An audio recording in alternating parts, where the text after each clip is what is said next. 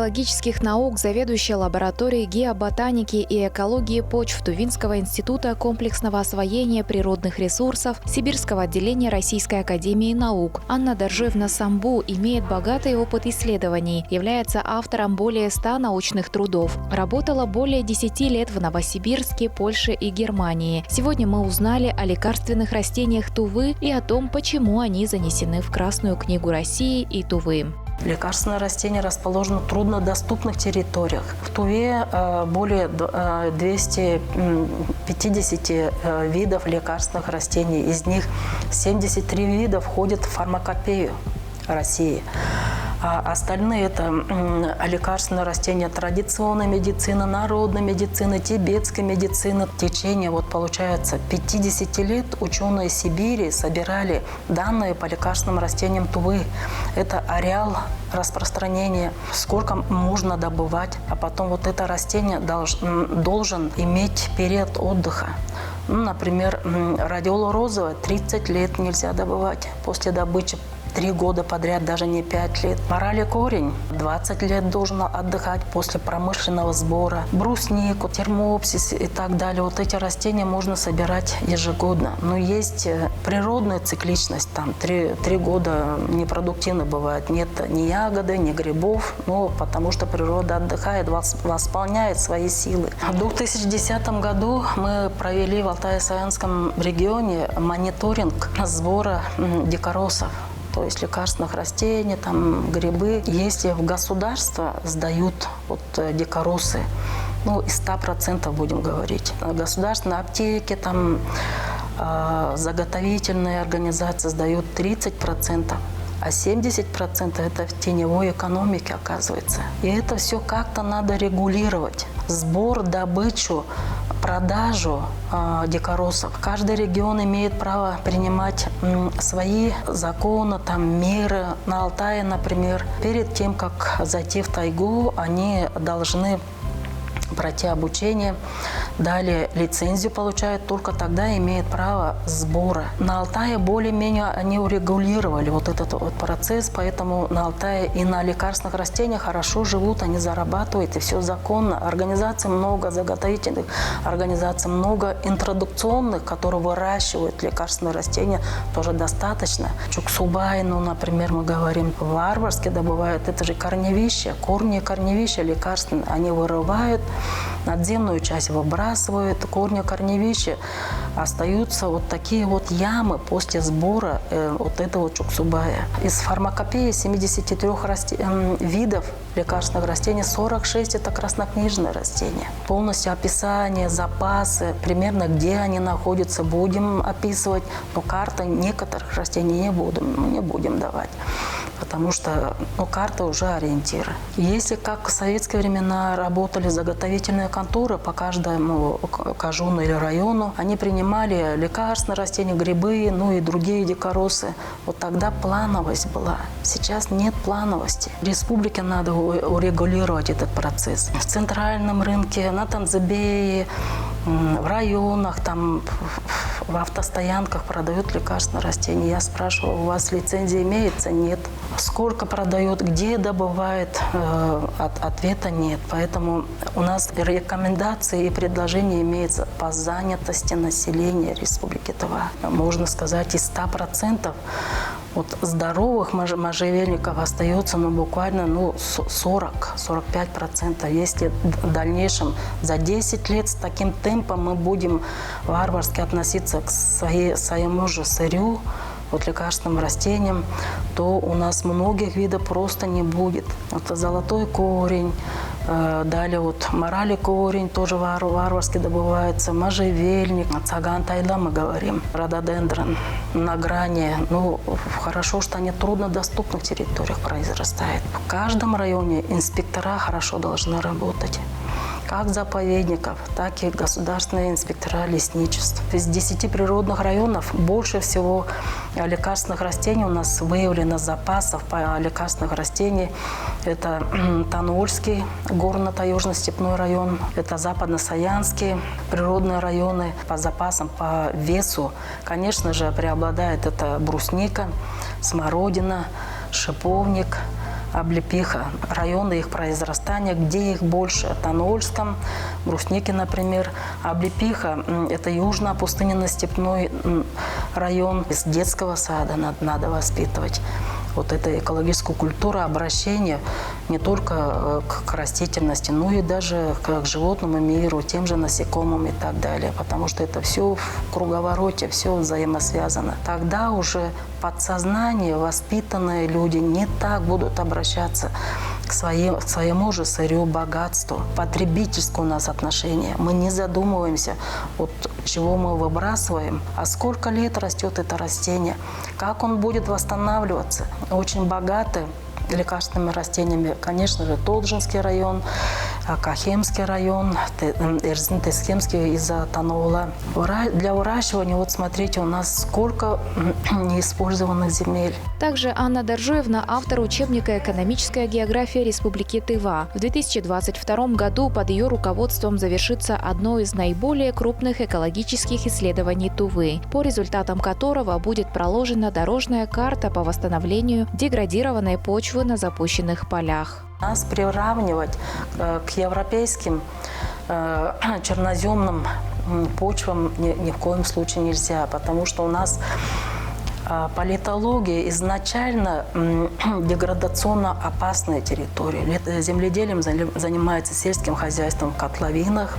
Котловины занимают всего лишь 23% всей территории Тувы, 49% занимают леса, межгорная котловина – мизерная часть. В советские времена все было распахано, не учитывая даже склоны. Рекомендуемые склоны 3-5 градусов уклон.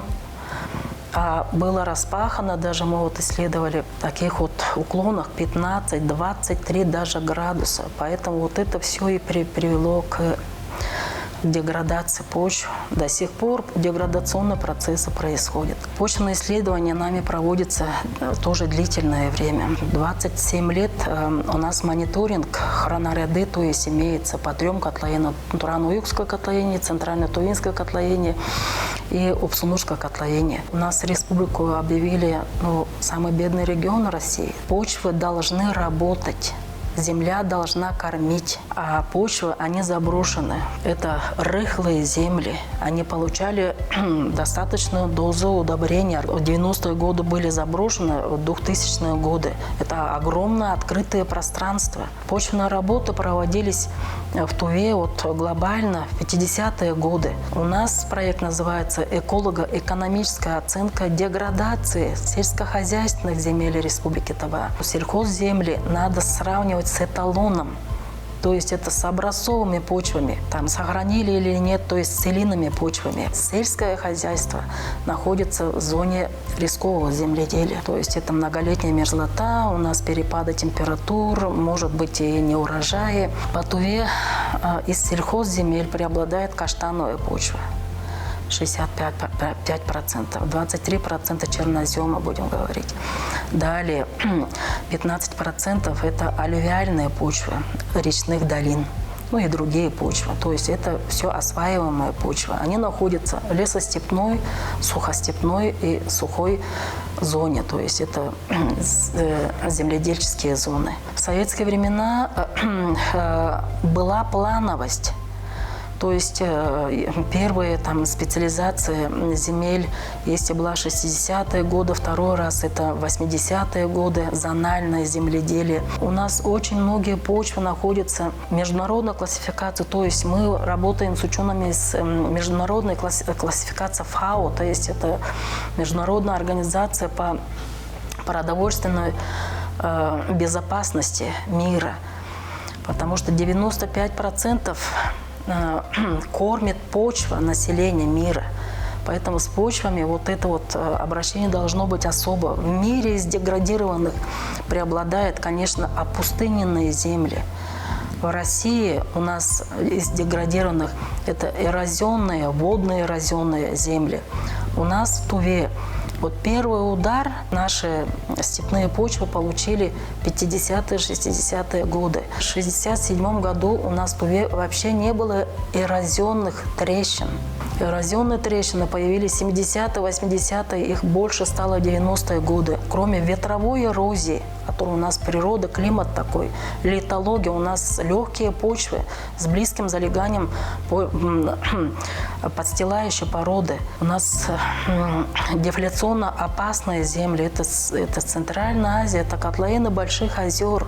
Поэтому вот эта вот бездумная, вот эта вот плановость, распашка земель в 50-е, 60-е годы дал первый удар, потому что были распаханы все ровные, даже склоны, я говорю, 20-23 градуса даже. Это в Дзунхемчикском районе, в Чайдохойском районе, когда мы поднимаемся, даже вот такой вот склон 23 градуса, и то было распахано, потому что там темно-каштановая почва. Равнинная часть 3-5 градусов уклона, у нас даже мало таких земель. В основном 7, 10, 11 градусов уклона. В Мингун-Тайгинском районе, в Авьюрском районе такие были распашки, и на такой высоте, на таком уклоне это совершенно щебнистые почвы. Даже гумуса там 10 сантиметров нет. Из-за засух еще дальнейший удар получает и пашни, и пастбища. Появились огромные площади эродированных почв, то есть это ветровая эрозия, опустыненность. Чедер вот совхоза Победы, Дзунхемчикские земли, Вупсунурское котловение, которое совершенно нельзя распахивать. Это Вупсунурское котловение, советский период, сколько было распахано, сколько сейчас. Огромно, 90% опустыненных, деградированных земель, Вупсунурское котловение, Тувинское котловение 70%. Оголенные, это совершенно плешины даже остаются. Ветром выдуто, потому что распахали открытое пространство, рыхлая земля. С этими ветрами выдувается верхний гумусовый горизонт. И мы можем увидеть, вот посмотрите, пожалуйста, вот он, агропочва, та же почва целинная. Сколько гумуса? С 70-х годов до настоящего времени выдуто гумуса. Вот это самый плодородный слой земли, в среднем 10-15 сантиметров. Вот такой вот урон устойчивый. Это, конечно, Толджинский, Мингун-Тайгинский, там распашка на небольшой территории вот была. Зачем надо было распахивать? Вупснурское котловение, совершенно песчаные ландшафты. Центрально-Тувинское котловение, совместно и водная, и ветровая эрозия. Гористая территория. Растительность очень высокая. Почему мы говорим? Вот этот уклон на дне котловины 2-3 градуса. Тут уже 7, 11, 23, 25 градусов. Вот смыв происходит талыми и дождевыми водами с большой силой. Усиление аридности привело к 3 года подряд не было урожая. Вот эти вот ветра, которые унесли от 10, даже местами 20-сантиметровый гумусовый слой. В среднем, будем говорить, 10 сантиметров. Мы все время говорим, урожайность такая, столько-то центнеров получили, столько-то поголовья скота. А кто кормит, кто дает урожай? Что с почвами происходит? Сколько наши почвы еще могут прокормить наше население? С 1930 года по настоящее время идет тренд аридизации. Примерно на 0,3 градуса потепления у нас вот происходит в среднем. Последние 3 года вот эти вот дожди еще усилили эрозионную расчлененность. Вот посмотрите, пожалуйста, вот они, овраги. Песчаные выдувы закрепляются мезофитами, то есть это флюктуационное растение. Погодные. Дожди будут, они будут расти. Не будет дождей, то они, в общем, исчезают. Это не зональная растительность, которая растет многолетняя, дает хорошие корни, которые превращаются в гумус. Этого нет. Это флюктуационно-погодное растение. А вот она, водная эрозия, расширение ранее бывших оврагов происходит, а это вынос гумуса. Мировой океан. Поэтому это безвозвратная потеря. Ветровая эрозия. Это в советские времена унесли от толщу самый плодородный слой земли на 70% сельхозземель Тувы. Водная эрозия последние 3 года, с 19 по 21 год, усилили то, что были овраги. Противоэрозионных работ нет, как в советские времена, потому что у нас республика дотационная. Есть и все заброшенные пашни, рассмотрим. Огромная территория, 57% закустарены. Каменистость очень высокая, эрозионная, водная, ветровая эрозия. Смотрите, 9 километров у нас даже далеко ходить не будем, Тоспулак. Это столько на одном пятачке. Есть емкость пастбищ, есть вот эта формула. Министерство сельского хозяйства в районах должны принимать меры. Недалеко от города Кызыла происходят вот такие вот деградационные процессы. Это песчаные почвы. Там вытаптываются. Вот смотрите, юрта стоит, дом стоит полностью. Это перевыпас. И так дефляционные участки, и еще перевыпасом оголились вот эти вот территории. На одном га столько-то должно быть. МРС, КРС, это все не учитывается. Но они говорят, что мы пасем, там как-то они координируют свои движения. За холмом, там та юрта, на север, юг, запад, там они распределяют выпас скота.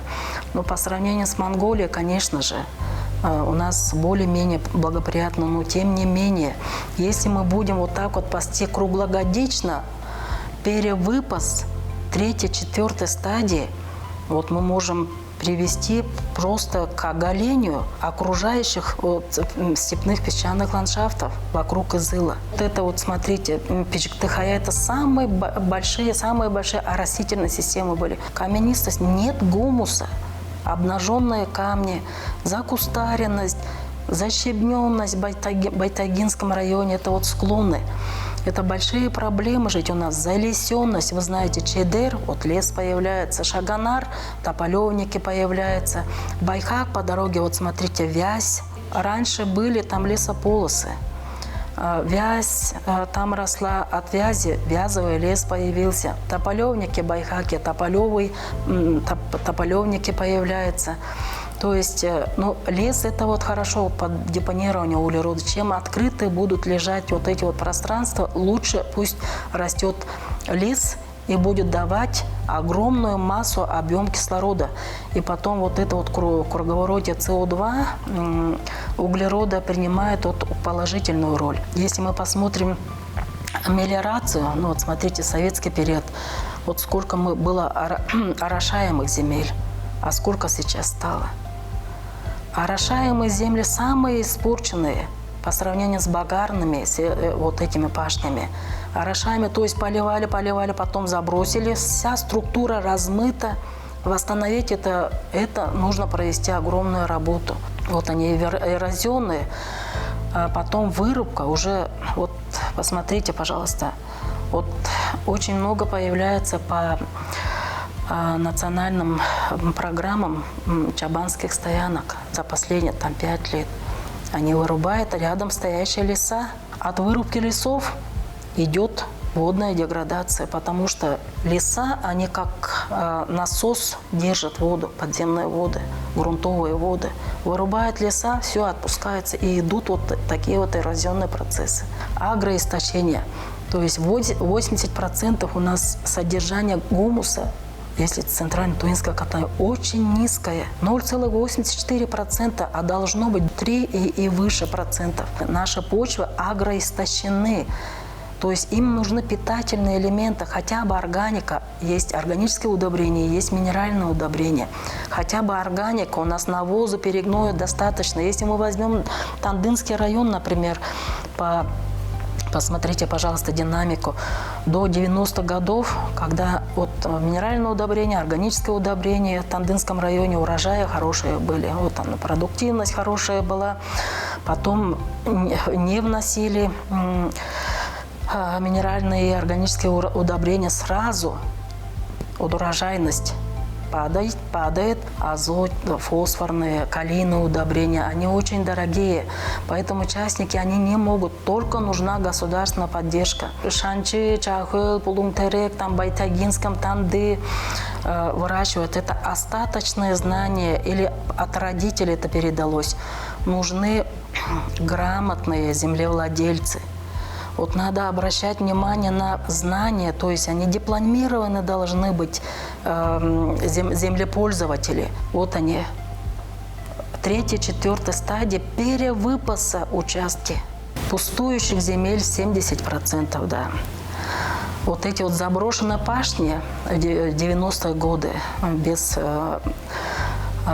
финансовой поддержки, все они были заброшены. Вот из заброшенной пашни сейчас они переходят в пастбище, где-то там сенокосы, вы заметили, наверное, да, небольшие там участки под сенокос.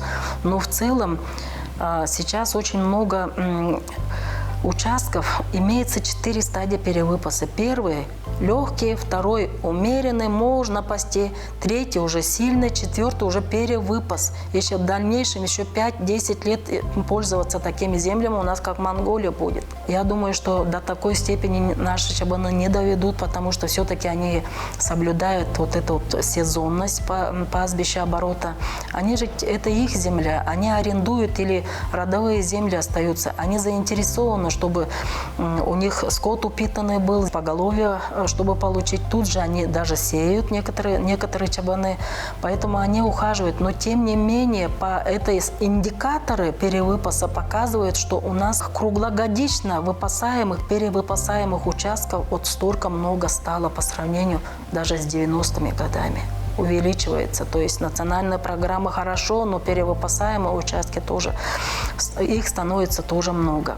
Государственно-частное партнерство, вот хорошая система. Вот смотрите, в Байтагинском районе, Дзунтхемческом районе, Тандынском районе, ну, Пехеме вот как-то обстановка не очень. Но дело в том, что сельхозтехника устаревшая. То, что вот хорошо, что сейчас вот покупают новую сельхозтехнику, но этого очень мало. В Бехемском районе, например, огромный черноземный район. Всего лишь 3 комбайна советских времен. На действиях что нужно? Это сельхозтехника нужна. Нужно покупать удобрения, выкорчевывать кустарники, деревья, далее противоэрозионная работа, лесовосстановительная работа, мелиорационная работа. Всю растительную систему надо восстанавливать. Вот и получается цена действия очень высокая, как в среднеазиатских странах, в Таджикистане, Узбекистане. А цена бездействия, она дешевая, 10 раз легче. Теперь нужна современная специализация, сельхозспециализация. Именно где выращивать, где скот держать, какие виды поголовья, потом какая емкость должна быть и сколько продукции может дать. В течение года мы надеемся, что составим вот эти вот модели, как нужно развиваться на уровне хозяйства, района, в целом по республике. О глобальных экологических последствиях деградации почв, потребительского отношения к лекарственным травам и другим природным ресурсам Тувы стоит задуматься всем жителям республики. Нужно воспитывать в себе и детях бережное отношение к родной земле, растительности и животному миру. Только так мы сохраним и приумножим богатство уникального края. Айдан Хаулы, Буян Мангуш, Ангер Оржак, Тува 24.